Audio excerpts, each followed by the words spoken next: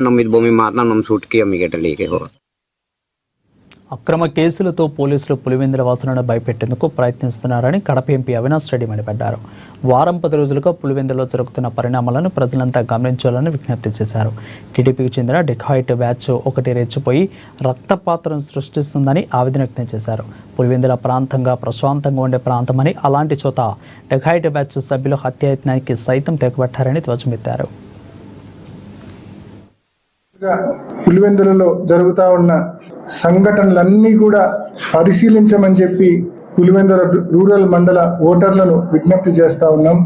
ఏ రకంగా తెలుగుదేశం పార్టీ ప్రభుత్వ యంత్రాంగం విచ్చలవిడిగా అధికార దుర్వినియోగం, పతాక స్థాయిలో అధికార దుర్వినియోగం ఏ రకంగా చేశారో ఒకసారి గమనించమని చెప్పి కోరుతా ఉన్నాం.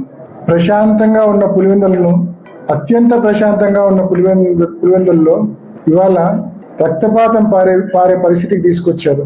విచ్చలవిడి దౌర్జన్యం చేసే పరిస్థితికి తీసుకొచ్చారు. దీనికి కారణమైన వాళ్ళని ఇప్పటికీ అరెస్ట్ చేయలేదు. గడిచిన 10 రోజుల్లో జరిగిన ప్రతి సంఘటన మనం పరిశీలిస్తే ఆగస్టు 5వ తారీఖున ఇండిపెండెంట్ అభ్యర్థి 3 ఏళ్ల చిన్నారిపై అత్యాచార యత్నం కేసులో